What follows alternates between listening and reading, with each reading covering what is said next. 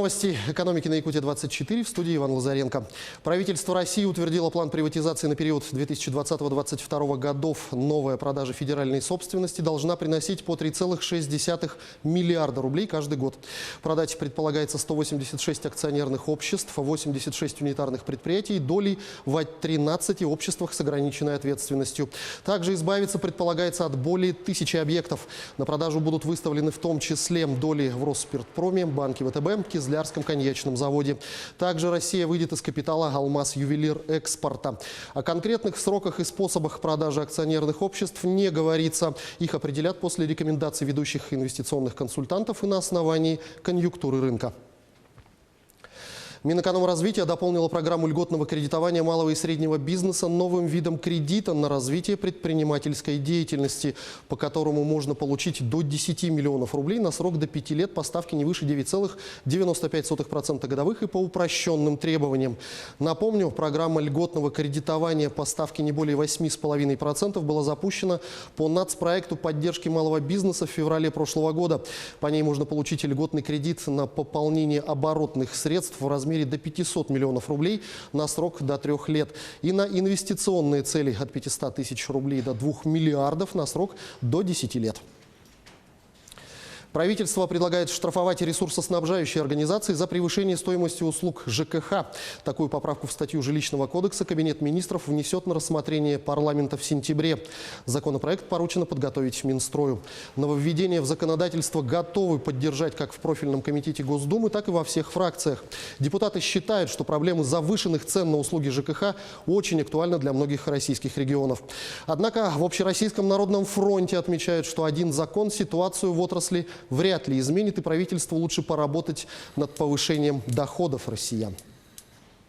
В правительстве обсуждаются меры расширения рынка электрокаров в России.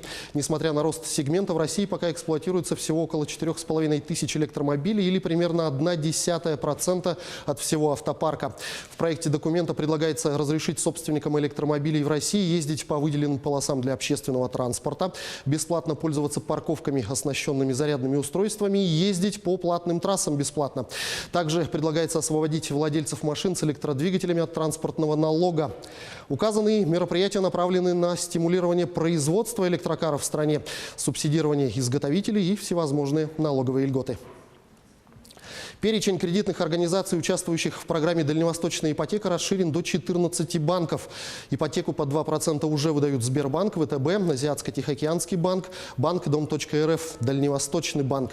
До конца февраля в программу войдут также Банк Открытие, Восточный, Банк Долинск, Газпромбанк, Росбанк, Россельхозбанк, Промсвязьбанк, Совкомбанк и Алмаз РГН-банк, сообщили в Минвостокразвития.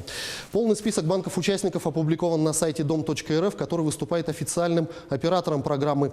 Дополнительную информацию по программе можно узнать по телефону горячей линии 8 800 301 54 45. Звонок бесплатный. С 10 января по 15 апреля этого года Миноборнауки Якутии начнет принимать заявки от претендентов на вакантную должность в сельские школы республики в рамках федеральной программы «Земский учитель». В этом году профильное ведомство утвердило 19 вакансий. Программа будет действовать в период 2020-2022 годов. В Якутии предварительно предусмотрено 50 квот, 19 из которых приходятся на этот год. И по ним в декабре прошлого года уже утвержден перечень педагогических вакансий. В программе смогут принять участие учителя в возрасте до 55 лет, имеющие среднее профессиональное образование или высшее. Они должны быть готовы к переезду и отработать в сельской местности не менее 5 лет. В мае уже будут определены те педагоги, которые переедут работать в сельские школы и получат единовременную компенсационную выплату в размере 2 миллионов рублей. С перечнем вакантных должностей по программе «Земский учитель» можно ознакомиться на официальном сайте Министерства образования и науки нашей республики. На этом у меня все. Оставайтесь в курсе экономических событий на Якутия-24.